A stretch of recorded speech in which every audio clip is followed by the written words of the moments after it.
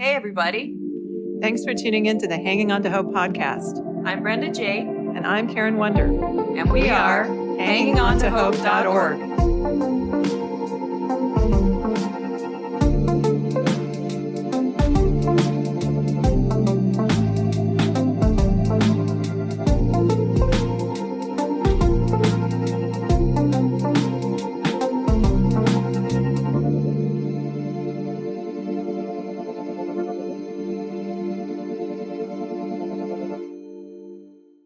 This podcast is intended as educational and is not psychological or medical advice.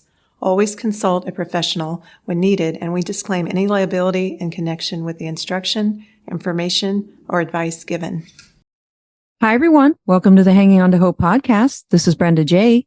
Today, we have Susan Loper on the podcast. Susan is an abuse survivor and the community engagement coordinator for 4 New Leaf domestic violence shelters for the last 5 years. She also helps with the annual Survivors Christmas Toy Drive by coordinating and this year volunteering. This is the 3rd year that Hanging On to Hope, Karen and I have partnered with the Otahira Foundation by providing hundreds and some years thousands of gifts to bring the joys of Christmas to families impacted by domestic violence. We deliver the gifts to the shelters on Christmas Day, which Susan is also a part of. So welcome to the show. Thank you. So hi, Susan. This is Karen. Hi, Karen. Hi. So in addition to the podcast, a lot of our listeners don't know that Brenda and I have a nonprofit, and we also help in our community. In addition to helping abuse victims with emergency funds and advocacy, we help the homeless. We sponsored and donated to a breast cancer event, helped human trafficking victims, and have assisted the elderly, widows, and children. So Susan, can you tell us a little of your story and how it led up to the community engagement coordinator with the New Leaf domestic violence shelters? Certainly. And I do want to thank both of you because I know you've actually gotten some women and children into our shelter before. So thank you for helping them. I was a librarian for over 35 years. And at one point, the women and children would come in the library. They couldn't get library cards because you have to have a physical address where you live. And they couldn't do that because they didn't have one. So I had to go to city council. I got it approved for the women and children to be able to get a group card because when you're at a shelter, you just don't have much. So having a book, sometimes the best way to escape, keep your mind busy for reading. Not only do the moms enjoy this, but so do the kids. They could go to the library, keep books for 3 weeks and come back. So long story short, 20 years later, I retired. And I said, you know what? I want to do something with the community. I want to do something that makes a purpose. And I found this job title on Indeed for this position, and I put in for it for Faith House, and she remembered me, and I got the position. So I've been there ever since, helping any way I can to better lives for any individual I can. That's great. So you just noticed a need, being a librarian and seeing that, and just that, brought you into your next career. Well, the domestic violence shelter in Glendale, which is Faith House, was originally downtown Glendale. And like I said, I've been in Glendale for over 35, 40 years. So I knew where that shelter was. I didn't know I'd actually one day be a part of that shelter. So It just all tied into me. It's actually in my blood for so long. I didn't even know it was until after I got the job. Wow, that's great. Yeah, that's awesome. It's through the Holy Spirit that gives us the ability and the strength to live out our calling and purpose that God has for each and every one of us for our lives. Susan, the work you do is hard, and it's not only physically hard, but it's also emotionally hard. But it's also rewarding that knowing these families and children of domestic violence have shelter. Can you talk a little bit about the process of getting into a shelter in Arizona? It seems to be a difficult process for a lot of these women living in parks and on the streets with their children. If anyone is out there listening that is out on the streets, or someone that's in this situation, what would you tell them to do, Susan? First and foremost, if it's a situation they need to get help with and it's emergency, they need to call 911. Police and fire have been out there helping the community. They've been getting educated on homelessness, domestic violence, people that have disabilities, also people that have mental needs challenges as well. There is challenges for people to get help. And I'm not going to lie, there is a lot of challenges. But with a New Leaf, we offer, family housing hub. We provide stable temporary housing and find long-term stability. That's what we try to help there. With domestic violence, we're trying to better their lives. So anyone that's fleeing to domestic violence, women, children, teens, we want to make sure we can get them out of danger. But the first and foremost is to make sure they have a safety plan if they call. Sometimes they don't even have a safety plan. So we want to make sure that they have a safety plan. They know how to flee from abuser, when to flee. There's kits that we can provide them with. There's a whole lot that goes along with some of the work that we do. There is some sites that I can refer people to. For the housing part is turnanewleaf.org-BTH. And then I do have a couple of phone numbers. Would you like me to share those out? Yes, Yeah, absolutely. Phone number for the family housing is 602-595-8700. For individual services, 877-211-8661. And then the hotline for domestic violence, 480-890-3039. And for sexual violence helpline, 480-733-3028. We have over 35 programs that we're willing to help. You can also go to turnanewleaf.org and find all the help you need there as well. Thank you. Yeah, that's great. And so you suggest they call 911. When I've tried to help women get in, they usually have to call a special intake line. They do, but I'm just saying in an emergency, Okay. we've had women that have been in an emergency and they'll be like, instead of calling 911 to get help there fast, if they're getting abused, sometimes they don't want to do that. So they do call us. And when we're on the line with them, we will and then call 911. My thing is if it's something that they feel that their life's in danger, they need to call 911. But when we're on the phone with them, we will do that because we operate the hotline for all of Arizona through DVS Stop. Okay. So the Domestic violence hotline is the 480-890-3039. And once they get somebody on the hotline, they need to let them know the importance of the call. Sometimes some people will call and just say, I'm homeless. Well, do you have children? That's important because if you have children, you're going to be first in line to get in the shelter most of the time. If you're elderly, you're going to be first in line to get in the shelter. And we're always making sure we can try to find a place that they can go because we also have another nonprofits that we partner with that we have a lot of correspondence with as well. Okay. Okay. That's really good information. Yeah. So hopefully anyone out there listening is able to take that information. Yeah. So Sarah McDougall, who we've had on the show before, she's an advocate for domestic violence, has done extensive research to provide this information for victims of abuse in other states and all over the world. So you can go to Trauma Mama. So it's TRAUMA Mama, MAMAS.app/links or wilderness2wild.com. And is the process similar in other states and countries that you know of? I'm sure it's going to be similar. I know processes are always different from state to state and from nonprofit to nonprofit, but most of the time, depending on funding and how many shelters they have open, how much help they have with the city entity and budgeting, it just depends on most of the informed trauma is probably going to be the same, if not similar. Yeah. And at that point in other states, they would just suggest to just call 911 or anywhere else, which is great advice, or the domestic violence hotline. They have that 800 number that's all over the country, right? Yeah, so the 800 number. 1-800, the hotline. Yeah, they do have an 800 number, but this number specifically is for the state of Arizona because we do operate that hotline. But yes, they do have a hotline. And also 211 is you can call 211 from your phone, and that's a resource that you can call and get all kind of programs that you're needing. Anywhere from food stamps to food banks to elderly help, anything like that. There's a list of resources on there. That's great for our listeners that are already out, but maybe need some help. Yeah. So 211, I had heard that before. I think we mentioned that on another podcast, maybe once. Yeah, I think I've heard that somewhere. That's great. Well, we were able to get a couple families in one of the shelters you oversee last Christmas. And in doing so, we were just impressed by all the programs and how you work to get the people back on their feet. Can you talk about the process and what happens from acceptance into the shelter until they're released? Right now, we just opened a West Valley Housing Center. It's a brand new shelter. And you go through the intake. They process you in. Most of them have women and children that need a place to stay. They've either lost their job. They're just got evicted. So they come in. It's a 4-month stay.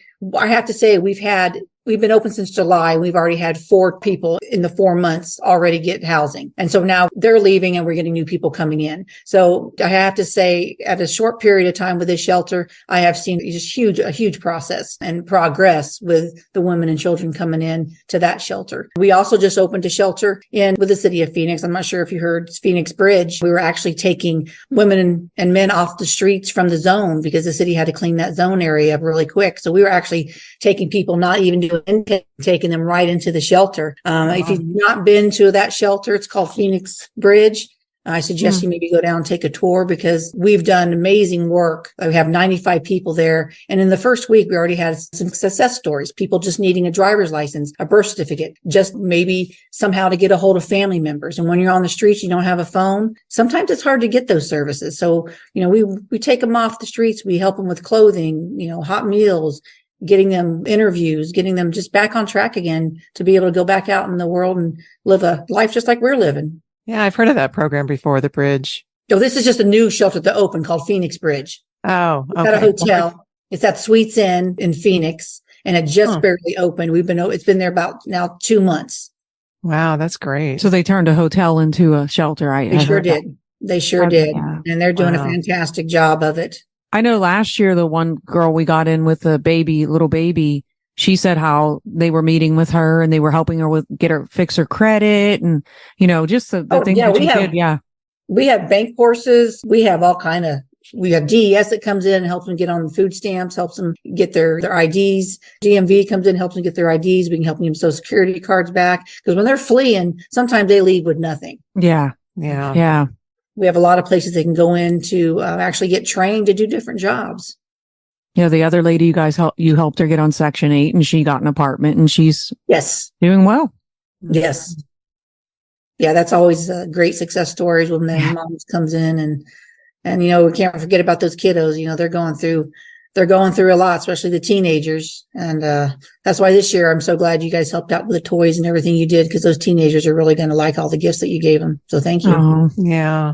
So is there any kind of counseling that's offered to the moms and the kids? Yes, we have actually next door to Faith House. You've been there before. We have behavioral center next door to us, and that's where they can do counseling. Okay, that's great. That's been there for 20 some years. And I've actually gone places before and I've had my badge on and I had this one kid is at Subway. He goes, "Oh my gosh." He goes, I did counseling there. I did counseling. Really? He goes, "Right there in Glendale." I said, "Yes, yep, that's it." So it's just kind of nice to hear when and you really helped me. You guys really helped me out. So it was just nice to hear things like that. Yeah. So fulfilling. Mm-hmm. So last year, Hanging On to Hope was able to provide a double stroller to one of your families in need, in addition to the Christmas gifts. And it was so special to the mom and just shows proof of God's provision.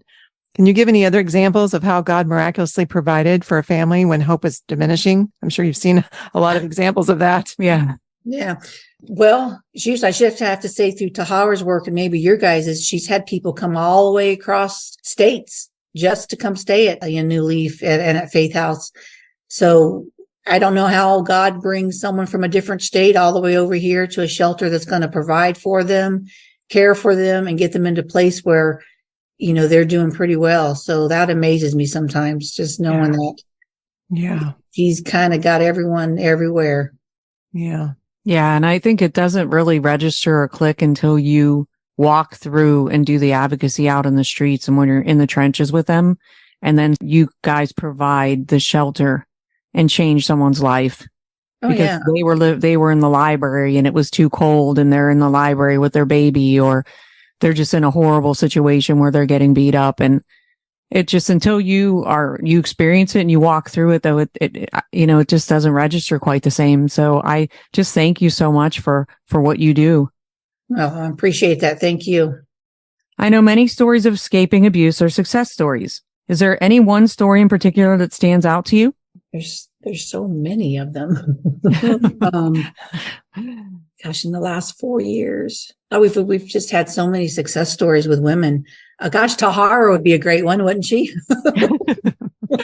I don't want to tell the story wrong, but we did have an elderly lady that was in a situation, and she does quite a few speaking engagements with a New Leaf. When we have like tours or things like that, she'll come out and talk. All I know is that this is when I first came in, she was in a pretty bad spot and she overcame it at an older age.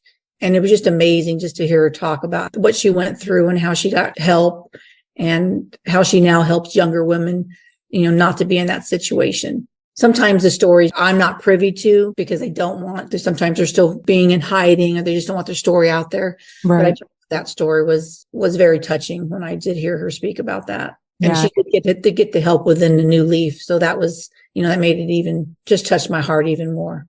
Yeah, that's great that she's helping others. It is so important. And I didn't even know about these resources when I was in an abusive marriage for 22 years. And I thought about leaving with the kids, but I just didn't think that I had anywhere to go. So, well, And, 22 years ago was a lot different than it is now. I don't think there was a whole lot. And back then, even before that, the thing was, it was just, it was just normal. It's like, yeah, well, this is just normal. It seemed like it was just normal. And that just didn't seem right. Well, it's not right. No, not at all. So this is nice that this is available. And that's why we started doing the podcast, to get it out there for people that need help to know how to access these resources. Yeah. Well, with the New Leaf, we've got health and wellness, financial power, educational, family support, housing and shelter, sexual and domestic violence, foster care services. And that just touched on many of the 35 programs that we do have. Wow. What's the shelter in Mesa? What was that one called? La Mesita. Okay. There's La Mesita that has the apartment complexes, and there's Autumn House, which is Autumn House. Okay, that's what I was thinking of. Yes, which is a shelter for, and I believe Autumn House is for men or women that have domestic violence. So we went there a few times too. Yes, we wrap gifts for Autumn House as well. Yeah, that's great. And then we do have another center called EVMC Men's Center, and that whole house is about 100 men, and that's in Mesa as well. That's in Mesa. Yeah, and they do extraordinary work there. That could be anyone that's fleeing domestic violence, because yes, men do have domestic violence as well. We have a lot of people that are homeless that are there, and a lot of people from the vets that are there trying to get the help they need so they can get back out in the world. Before I got this job at American, I think I interviewed for a job with a New Leaf, but it was working at a men's shelter. That would be EVMC. Yeah. And they asked me on the interview, like, would you be comfortable working with all men? And at first I said yes, just because I'm like, I just think it'd be great. And then I started thinking about it. I'm like, I don't know if I would feel comfortable doing that. I don't know. Just for me, I don't know how comfortable I would feel doing that. Yeah. Well, because I'm in there a lot, with them. And it is kind of at first maybe uncomfortable, maybe for a woman. But once you get in there, you start talking to them, they're just so glad to talk to somebody. And they're real respectful. And they're there and they know they're getting the help that they need. Yeah. Yeah, I've had several run-ins with men that are homeless and haven't been able to help them. So this isn't just for domestic violence. It could be anything. Okay. Yes. Okay. How would they get a hold of that if they for EVMC? That is on the website as well. That's under the housing and shelter services. And if they call that, I have that right here. EVMC. It is 480-610-6722. Okay. And I'll put all these numbers in the show notes too. But I mean, I've had that happen multiple times where everywhere I've called, they're like, well, the man has to be on drugs or whatever. And I'm like, well, they're not. They're homeless though. They have a job. They all have jobs, but they can't afford anywhere to live. Yeah, they provide shelter, homeless men, and help just be active in long-term housing stability. But that's the number they need to call. That's so good to know. Okay, at least I know that for the future, because I've run into that maybe 3 times with men. You put all these numbers on our phone. That way, put them in our phone, and situation, our listeners can put them in their phone if they're in state. And this is really good. Yeah, well, I can send you. We have little pocket cards front and back. I can send you some of those. You can print them off. We hand them out on the streets. I hand them out when I see somebody at Walmart that might be having. Oh yeah. So I can provide those for you as well. Yeah. Yeah, that'd be great. Is there any last word of hope and inspiration you can give to our listeners as Christmas and the New Year are just a few weeks away? And I know the holidays have got to be hard in that situation. Yes, just please reach out if you're needing help, and we will try the best we can to get you the help that you need, especially when it comes to housing, food. We don't want anyone to go without a roof over their head or food in their belly. So we will try the best we can to place them somewhere. If it's not with us, it'll be hopefully somewhere else. So God bless, and just Merry Christmas, everybody. Yeah, that's great. That's great news. Well, we'd like to thank you so much for being on the podcast. Can any of our listeners contact you if they have any questions, or who can they reach out to? Well, they could. I can give you you have my cell phone, you have my email. They can, if they feel more comfortable reaching out to me, and then I can get them in the right direction, or they can go to the website itself, and all the phone numbers are on the website, and it's pretty easy to get to. But, a lot of people might not have a phone or the internet, but that's probably the easiest way is on the website. Okay. Well, we appreciate you so much. This is just such important information, and we just want to thank you for taking the time during this holiday season to spend with us and get this information out there for anybody that could be in the streets right now or struggling with domestic violence. So thank you so much. And thank you for everything you do. Yeah, we appreciate what you do so much. Yeah, we look forward to seeing you on Christmas Day at the shelter. Yes. I'll see you then. Well, thank you for having me. I appreciate it. All right. Sounds Absolutely. good. All righty. Thank you, Okay. ladies. Have a good Thanks. evening. You Bye-bye. too. Thank Bye-bye. you. Oh, you did. Did you do that one? Oh, you already did that one? Yeah. Okay. Sorry. No, you're fine. I'm brain dead. Thanks for tuning in to Hanging On to Hope. Check out our website, hangingontohope.org. There are resources on there, and if you would like to donate or volunteer, you can do that through our website. We are a brand new nonprofit, so we appreciate any and all support. And we thank you for listening, and until next time, keep hanging on to hope. We are evidence that there is hope and healing for you, and our passion is to help you find it too. So thanks for tuning in. Thanks for listening, everyone.